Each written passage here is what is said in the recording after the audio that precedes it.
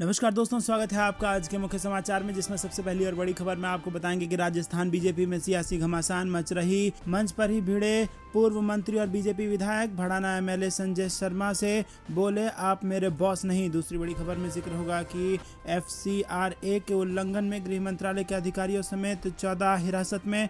अमित शाह के निर्देश पर CBI ने तेज की कार्रवाई। तीसरी बड़ी खबर में जिक्र होगा कि मिशन गुजरात एक्टिव हुए राहुल गांधी। हार्दिक पटेल से की बात, मंच से लिया उनका नाम। चौथी बड़ी खबर में जिक्र कमलनाथ का, बोले सरकार शुरू से OBC आरक्षण के खिलाफ थी, लेकिन हम सड़क से सदन तक OBC की लड़ाई लड़ेंगे। और इसी के साथ पांचवी बड़ी खबर में जिक्र होगा कि भाजयुमो कार्यकर्ता मौत मामला, TMC ने अमित शाह से की माफी की मांग। दोस्तों, हर एक खबर की गहराई में आपको ले जाएंगे, लेकिन उससे पहले अगर आपको भी ऐसा लगता है कि गुजरात और बाकी राज्यों के चुनाव में भाजपा को नुकसान होने जा रहा है तो वीडियो लाइक जरूर कीजिए। चैनल पर नए हैं तो लाल बटन को दबा के चैनल को सब्सक्राइब कीजिए और घंटी बजाकर कमेंट में लिखिए जय हिंद। दोस्तों, रुक करते हैं सबसे पहली और बड़ी खबर की तरफ।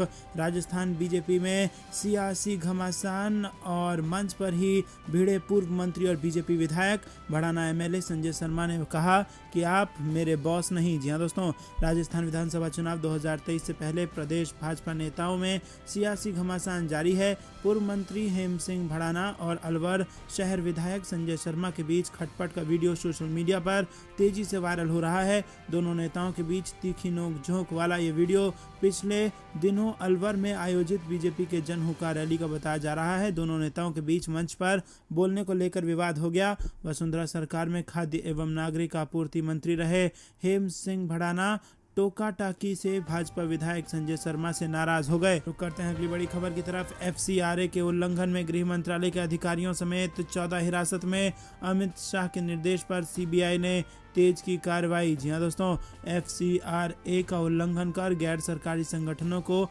विदेशी चंदा हासिल करने में मदद करने वालों के खिलाफ बड़ी कार्रवाई करते हुए मंगलवार को CBI ने देश भर में 40 स्थानों पर छापे मारे और 14 लोगों को हिरासत में लिया। इनमें केंद्रीय गृह मंत्रालय के अधिकारी, NGO के प्रतिनिधि और बिचौलिए शामिल हैं। उच्च पदस्थ सूत्रों ने बताया कि गृह मंत्रालय को जानकारी मिली थी कि उसके विभाग के कुछ निचले स्तर के अधिकारियों के साथ सांठगांठ कर बिचौलियों NGO का अवैध तरीके से FCRA लाइसेंस हासिल करने या उनके नवीकरण में मदद कर रहे हैं। मंत्रालय ने गृह मंत्री अमित शाह को भी इस पूरे घटनाक्रम से अवगत कराया। सूत्रों ने बताया कि शाह ने इस मामले में शामिल लोगों के खिलाफ सख्त से सख्त कार्रवाई सुनिश्चित करने के निर्देश दिए हैं। इसके बाद मंत्रालय की तरफ से CBI में शिकायत दर्ज कराई गई थी। दोस्तों, रुक करते हैं अगली बड़ी खबर की तरफ।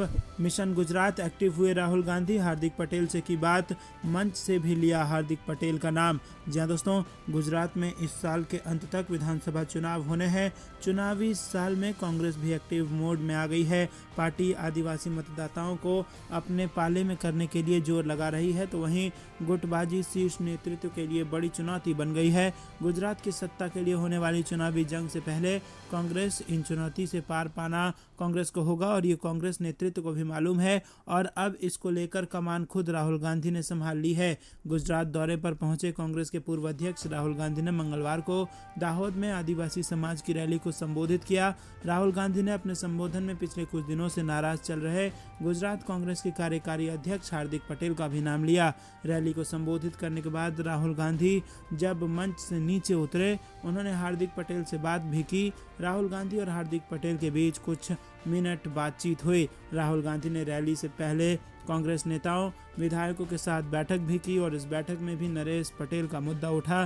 कांग्रेस विधायकों ने यह मुद्दा उठाते हुए कहा कि जिस तरह पार्टी ने PK को लेकर स्टैंड साफ किया है, उसी तरह नरेश पटेल को लेकर भी अपना रुख साफ कर दे। रुख करते हैं अगली बड़ी खबर की तरफ। कमलनाथ का बयान, बोले सरकार शुरू से ही OBC आरक्षण के खिलाफ थी, लेकिन हम सड़क से सदन तक लड़ेंगे OBC की लड़ाई। जी हां दोस्तों, पंचायत चुनाव में OBC आरक्षण को लेकर सुप्रीम कोर्ट के फैसले के बाद शिवराज सरकार चारों तरफ से घिरती हुई नजर आ रही है। भले ही CM शिवराज सिंह चौहान ने सुप्रीम कोर्ट के फैसले पर पिटीशन दायर करने की बात कही हो, लेकिन कांग्रेस ने इसे सरकार की लापरवाही बताया है। और इसी के साथ आपको बता दें कि पूर्व CM व नेता प्रतिपक्ष कमलनाथ ने इस फैसले के बाद अपना रुख स्पष्ट करते हुए एक के बाद एक ट्वीट किए और कमलनाथ ने लिखा कि मध्य प्रदेश में पंचायत चुनाव व नगरीय निकाय चुनाव नहीं होना चाहिए।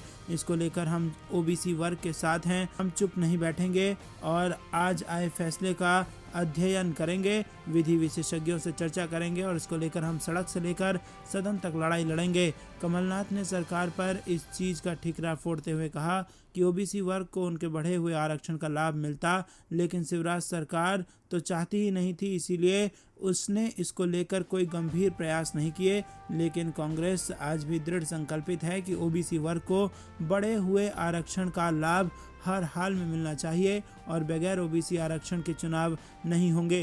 रुक करते हैं अगली बड़ी खबर की तरफ। भाजयुमो कार्यकर्ता मौत मामला, टीएमसी ने अमित शाह से की माफी की मांग। जी हाँ दोस्तों, भारतीय जनता युवा मोर्चा के नेता अर्जुन चौरसिया के शव की पोस्टमार्टम रिपोर्ट से उनकी जान फंदे से लटकने के कारण होने के संकेत के बीच मंगलवार को तृणमूल कांग्रेस ने केंद्रीय गृह मंत्री अमित शाह से माफी मांगने की मांग उठाई है, जिन्होंने इसे राजनीतिक हत्या करार दिया था। तृणमूल कांग्रेस ने कहा कि राज्य के लोगों को बदनाम करने का प्रयास करने के लिए अमित शाह को प्रदेश की जनता से माफी मांगनी चाहिए। चौरसिया का शव 6 मई को उत्तरी कोलकाता के काशीपुर में एक खाली रेलवे क्वार्टर से बरामद हुआ था और इसी दौरान अमित शाह पश्चिम बंगाल के दौरे पर थे। तृणमूल कांग्रेस के वरिष्ठ नेता एवं मंत्री शशि पंजा ने कहा कि केंद्रीय गृह मंत्री ने जांच पूरी होने से पहले इसे राजनीतिक हत्या करार दिया था और अब उन्हें राज्य की छवि बिगाड़ने के लिए लोगों से माफी मांगनी चाहिए। रुक करते हैं अगली बड़ी खबर की तरफ। गुजरात के आदिवासी वोटों की फाइट, मोदी केजरीवाल के बाद अब राहुल गांधी की बारी। जी हाँ दोस्तों, आपको बता दें कि गुजरात में विधानसभा चुनाव भले ही साल के आखिर में है, लेकिन सियासी बिसात अभी से बिछाई जाने लगी है। सूबे में सभी राजनीतिक दलों की नज़र आदिवासी वोट पर है। प्रधानमंत्री नरेंद्र मोदी और आम आदमी पार्टी के संयोजक अरविंद केजरीवाल के बाद अब कांग्रेस के पूर्व अध्यक्ष राहुल गांधी आदिवासी समुदाय को साधने के लिए उतर रहे हैं। राहुल गांधी ने मंगलवार को दाहोद में आदिवासी सत्याग्रह रैली को संबोधित किया। एक दिवसीय दौरे पर गुजरात पहुंचे राहुल गांधी दाहोद में आदिवासी सत्याग्रह रैली को संबोधित करने के साथ साथ पार्टी नेताओं से मुलाकात करेंगे। राहुल दाहोद के स्वामी विवेकानंद स्कूल में कांग्रेस विधायकों और आदिवासी समुदाय के नेताओं के साथ बैठक करेंगे और इसे गुजरात में होने वाले विधानसभा चुनाव से जोड़कर देखा जा रहा है, जहां इस बार सबसे अहम और सियासी जंग आदिवासी समुदाय के वोटों की है। दोस्तों, रुक करते हैं अगली बड़ी खबर की तरफ। सुभाषपा अध्यक्ष राजभर पर हमले की कोशिश, सपा ने सरकार को घेरा। जी हाँ दोस्तों, उत्तर प्रदेश से ये बड़ी खबर आ रही है और समाजवादी पार्टी के सहयोगी दल सुहेलदेव भारतीय समाज पार्टी के अध्यक्ष एवं विधायक ओम प्रकाश राजभर को मंगलवार को गाजीपुर स्थित उनके विधानसभा क्षेत्र जहूराबाद में कथित रूप से हमले की कोशिश की गई। सपा ने ट्विटर के माध्यम से राजभर का एक वीडियो साझा किया और इस वीडियो में राजभर ने कहा कि आज मैं अपने साथियों के साथ एक मृतक के परिवार के प्रति शोक संवेदना व्यक्त करने के लिए अपने विधानसभा क्षेत्र गाजीपुर के जहूराबाद में गांव सभा गोशलपुर पहुंचा था। मैं बातचीत कर ही रहा था, तभी लाठी डंडे लिए 10 से 12 लोग गाली गलौज करते हुए मारपीट करने के लिए तैयार हो गए। प्रदेश के पूर्व कैबिनेट मंत्री राजभर ने इसी वीडियो में कहा कि समर्थकों के बीच बचाव करने और सुरक्षा कर्मियों के सहयोग से उन्हें वहां से बचा कर निकाला गया। दोस्तों, रुक करते हैं अगली बड़ी खबर की तरफ। सीएए को पारित किए हुए 2 साल हो गए, लेकिन आज तक नहीं बने नियम, अधीर रंजन चौधरी ने सरकार को घेरा। जी हाँ दोस्तों, कांग्रेस नेता अधीर रंजन चौधरी ने नागरिकता संशोधन कानून को लेकर केंद्र सरकार पर हमला बोला। उन्होंने कहा कि नागरिकता कानून को पारित हुए 2 साल हो गए मगर आज तक नियम नहीं बने। सरकार कोविड का बहाना दे रही है। सदन में जब चर्चा हुई थी, हमने कहा था किसी पीड़ित को शरण ना देना हमारी संस्कृति में नहीं है। धर्म के आधार पर भेदभाव करना हमारे देश की तहजीब नहीं है। सीएए को केंद्र सरकार ने वर्ष 2019 में संसद में पास किया था। इस बिल का उद्देश्य पाकिस्तान, बांग्लादेश और अफगानिस्तान से आए 6 समुदाय हिंदू, ईसाई, सिख, जैन, बौद्ध तथा पारसी के शरणार्थियों को भारत की नागरिकता देना है। इन 6 समुदायों में मुस्लिम समुदाय को शामिल न किए जाने पर कई राजनीतिक पार्टियां इसका विरोध कर रही हैं। केंद्रीय गृह मंत्री अमित शाह ने पश्चिम बंगाल दौरे के दौरान ऐलान किया था कि देश में कोरोना समाप्त होने के बाद नागरिकता कानून को लागू किया जाएगा। वहीं केंद्रीय गृह मंत्री के इस ऐलान के बाद सीएए का जिन फिर से बाहर आ गया है और उनके इस बयान पर राजनीतिक प्रतिक्रिया लगातार सामने आ रही है। दोस्तों, रुक करते हैं दाहोद की आदिवासी सत्याग्रह रैली में पीएम मोदी पर बरसे राहुल गांधी, बोले देश में वही कर रहे जो उन्होंने गुजरात में किया। जी हाँ दोस्तों, कांग्रेस के पूर्व अध्यक्ष राहुल गांधी ने गुजरात के दाहोद में मंगलवार को प्रधानमंत्री मोदी पर आरोप लगाते हुए कहा कि प्रधानमंत्री के तौर पर नरेंद्र मोदी देश में वही कर रहे हैं जो उन्होंने एक मुख्यमंत्री के तौर पर गुजरात में किया। उन्होंने कहा कि ये पता ही नहीं चल रहा है कि वो अमीरों के लिए एक अलग भारत बना रहे हैं और गरीबों के लिए अलग। राहुल गांधी ने अपने आरोप में कहा कि देश के संसाधनों पर सबसे पहला हक गरीबों का है, लेकिन उन संसाधनों को कुछ अमीर लोगों को दे दिया जा रहा है। उन्होंने कहा कि मुझे विश्वास है कि विधानसभा चुनाव के बाद गुजरात में कांग्रेस सरकार बन जाएगी। वहीं दोस्तों, गुजरात के दाहोद में आदिवासी सत्याग्रह रैली के दौरान कांग्रेस के पूर्व अध्यक्ष राहुल गांधी ने नोटबंदी, जीएसटी, कोरोना महामारी और मनरेगा के मुद्दे पर केंद्र की मोदी सरकार पर कई आरोप लगाए। उन्होंने मनरेगा के मुद्दे पर प्रधानमंत्री नरेंद्र मोदी पर आरोप लगाते हुए कहा कि पीएम मोदी ने लोकसभा में मनरेगा का मजाक उड़ाया। पीएम मोदी ने लोकसभा में अपने भाषण में कहा कि मैं इसे रद्द करना चाहता हूं, लेकिन नहीं करूंगा क्योंकि देश को याद रहेगा कि कांग्रेस ने क्या किया। राहुल गांधी ने कहा कि लेकिन आज अगर मनरेगा नहीं होता तो आपको पता है कि देश का क्या होता। आदिवासी सत्याग्रह रैली को संबोधित करते हुए कांग्रेस के पूर्व अध्यक्ष राहुल गांधी ने कहा कि ये महज एक जनसभा नहीं बल्कि एक सत्याग्रह की शुरुआत है। उन्होंने कहा कि 2014 में नरेंद्र मोदी प्रधानमंत्री बने। उन्होंने कहा कि गुजरात में उन्होंने जो काम शुरू किया वो आज भारत में हो रहा है। रुक करते हैं अगली बड़ी खबर की तरफ। लखीमपुर कांड पर प्रियंका गांधी ने उठाए सवाल, कहा किसानों की बजाय अपने मंत्री के साथ खड़ी है भाजपा। कांग्रेस महासचिव प्रियंका गांधी ने लखीमपुर खीरी की घटना को लेकर इलाहाबाद उच्च न्यायालय की लखनऊ खंडपीठ द्वारा केंद्रीय मंत्री अजय कुमार मिश्रा के एक भाषण का उल्लेख किए जाने के बाद मंगलवार को कहा कि भारतीय जनता पार्टी की सरकार ने किसानों के पक्ष में खड़े होने की बजाय अपने मंत्री का साथ दिया है। उन्होंने ये भी कहा कि इस मामले में न्याय की लड़ाई जारी रहेगी। कांग्रेस की उत्तर प्रदेश प्रभारी ने ट्वीट किया कि लखीमपुर किसान नरसंहार मामले में सबसे अहम पहलू था गृह राज्य मंत्री का किसानों को देख लेने की धमकी देने वाला भाषण। भाजपा सरकार ने किसानों के पक्ष में खड़े होने के बजाय अपने मंत्री की लाठी मजबूत की। प्रियंका गांधी ने जोर देकर कहा कि न्याय के लिए संघर्ष जारी है। पीड़ित किसान परिवार और हम सब मिलकर न्याय की लौ बुझने नहीं देंगे। वहीं इलाहाबाद उच्च न्यायालय की लखनऊ खंडपीठ ने लखीमपुर खीरी हिंसा के 4 आरोपियों लवकुश, अंकित दास, सुमित जायसवाल और शिशुपाल की जमानत याचिका सोमवार को खारिज कर दी। लखीमपुर हिंसा मामले में केंद्रीय गृह राज्य मंत्री अजय मिश्रा उर्फ टैनी के पुत्र आशीष मिश्रा उर्फ मोनू कथित तौर पर संलिप्त हैं। पीठ ने एसआईटी के इस निष्कर्ष को भी ध्यान में रखा कि यदि केंद्रीय मंत्री अजय मिश्रा ने घटना से कुछ दिन पहले किसानों के खिलाफ जनता के बीच कुछ कटु वक्तव्य ना दिए होते तो शायद ये घटना ना होती। दोस्तों, रुक करते हैं अगली बड़ी खबर की तरफ। केंद्र पर शरद पवार का हमला, महंगाई और बेरोजगारी पर लगाम लगाने में पूरी तरह से नाकाम रही सरकार। जी हां दोस्तों, दरअसल दोस्तों राष्ट्रवादी कांग्रेस पार्टी के प्रमुख शरद पवार ने मंगलवार को दावा किया कि केंद्र सरकार महंगाई और बेरोजगारी जैसी समस्याओं से निपटने में 100% नाकाम रही है, जबकि कुछ लोगों द्वारा अयोध्या की यात्रा और पूजा पाठ किए जाने के मुद्दे को प्रमुखता दी जा रही है। पवार ने कोल्हापुर में मीडिया से कहा कि अयोध्या जाना कोई राष्ट्रीय मुद्दा नहीं। राकांपा प्रमुख ने आरोप लगाया कि उन्होंने ऐसा एक भी मामला नहीं देखा है जिसमें प्रवर्तन निदेशालय ने केंद्र सरकार में शामिल लोगों के खिलाफ छापेमारी की हो, लेकिन विपक्ष में मौजूद लोगों के खिलाफ कार्रवाई की जा रही है। मस्जिदों से लाउडस्पीकर हटाने का आह्वान करके विवाद खड़ा करने वाले महाराष्ट्र नवनिर्माण सेना के प्रमुख राज ठाकरे ने हाल ही में कहा था कि वो भगवान राम का आशीर्वाद लेने के लिए 5 जून को अयोध्या जाएंगे। बता दें कि महाराष्ट्र के पर्यटन मंत्री और शिवसेना नेता आदित्य ठाकरे ने भी पहले कहा था कि वो अयोध्या का दौरा करेंगे। दोस्तों, रुक करते हैं अगली बड़ी खबर की तरफ। ओम प्रकाश राजभर ने 2024 की जंग जीतने के लिए बताया प्लान, कहा बन रहा बीजेपी विरोधी महागठबंधन। जहां दोस्तों आपको बता दें कि सुहेलदेव भारतीय समाज पार्टी के अध्यक्ष ओम प्रकाश राजभर ने रविवार को ऐलान किया था कि विपक्षी दल 2024 के लोकसभा चुनाव से पहले सत्तारूढ़ भारतीय जनता पार्टी के खिलाफ महागठबंधन बनाने के लिए एकजुट होंगे। दोस्तों, रुक करते हैं अगली बड़ी खबर की तरफ। जातीय जनगणना पर आर पार के मूड में तेजस्वी, नीतीश को 72 घंटे के अंदर मंशा और स्थिति साफ करने का दिया अल्टीमेटम। जातीय जनगणना के मुद्दे पर आरजेडी अब आर पार के मूड में आ गई है। आरजेडी के नेता तेजस्वी यादव ने मंगलवार को मुख्यमंत्री नीतीश कुमार को इस मुद्दे पर अल्टीमेटम देते हुए कहा कि जातीय जनगणना के मुद्दे पर मुख्यमंत्री 72 घंटे के अंदर अपनी मंशा और स्थिति स्पष्ट करें।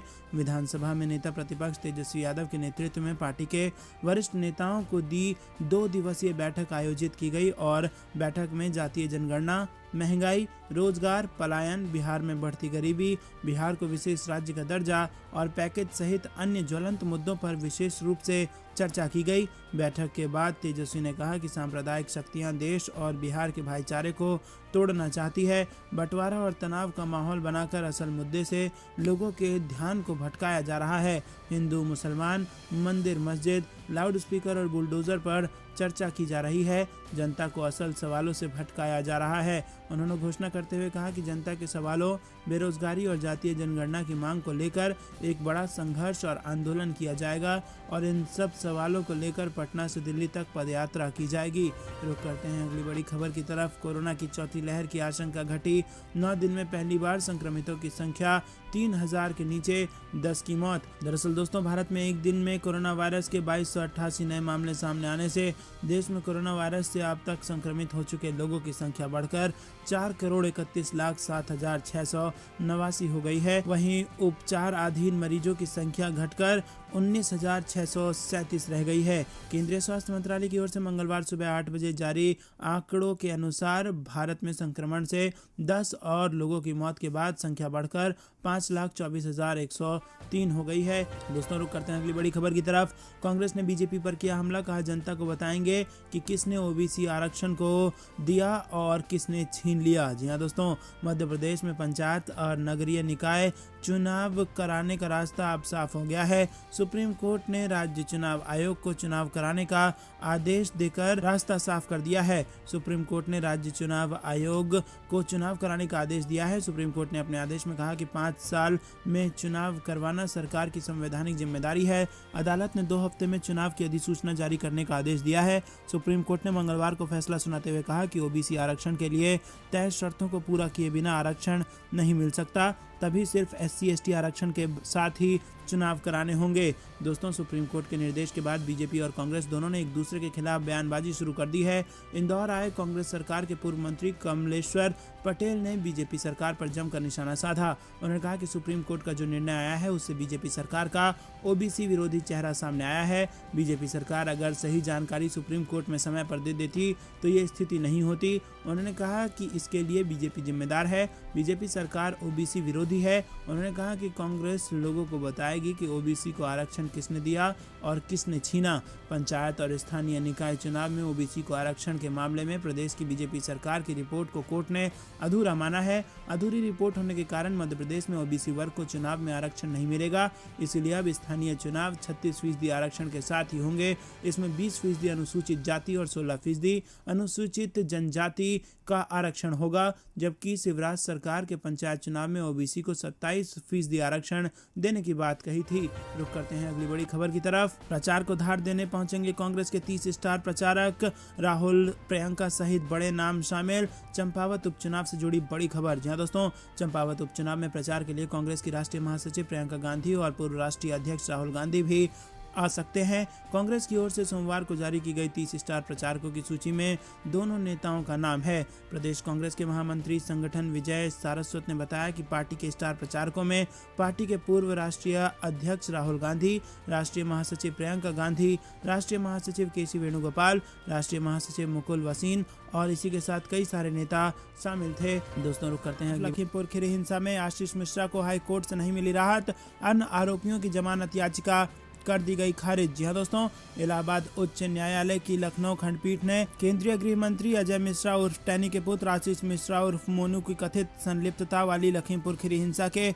4 आरोपियों को यहां पर जमानत याचिका सोमवार को उनकी खारिज कर दी गई है। इस बीच आशीष मिश्रा की जमानत याचिका पर सुनवाई 25 मई तक के लिए टाल दी गई है। न्यायमूर्ति दिनेश कुमार सिंह की एकल पीठ ने चारों आरोपियों की जमानत अर्जी खारिज करते हुए कहा कि ये सभी मुख्य आरोपी आशीष के साथ सक्रिय रूप से योजना बनाने एवं इस जघन्य कांड को अंजाम देने में शामिल रहे थे। अदालत ने यह भी कहा कि इस मामले के सभी आरोपी राजनीतिक रूप से अत्यधिक प्रभावशाली हैं। अतः जमानत पर छूटने के बाद इस बात से इनकार नहीं किया जा सकता है कि वो साक्षियों से छेड़छाड़ नहीं करेंगे और गवाहों को प्रभावित नहीं करेंगे।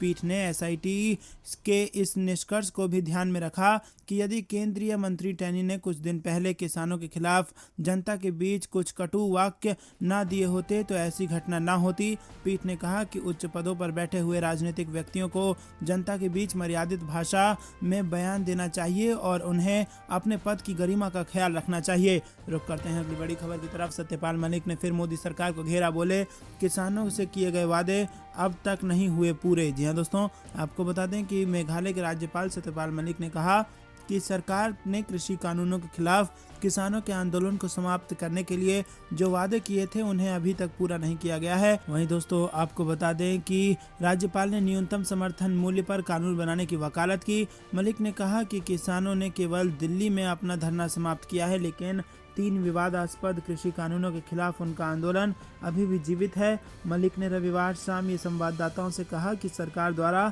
किसानों से किए गए वादे पूरे नहीं हुए हैं। सरकार को किसानों के मुद्दों को हल करने के लिए एमएसपी पर कानून बनाना चाहिए। उन्होंने कहा कि किसानों ने केवल दिल्ली में अपना धरना समाप्त किया है, लेकिन उनका आंदोलन अभी भी जीवित है। बता दें कि किसानों ने एमएसपी समेत अन्य वादों को लेकर पिछले साल दिसंबर में अपना आंदोलन वापस लिया था। तो दोस्तों ये थी दिन भर कुछ बेहतरीन और बड़ी खबरें। तक बने रहने के लिए बहुत बहुत धन्यवाद। देख रहे थे आपका अपना चैनल। जय हिंद, जय भारत।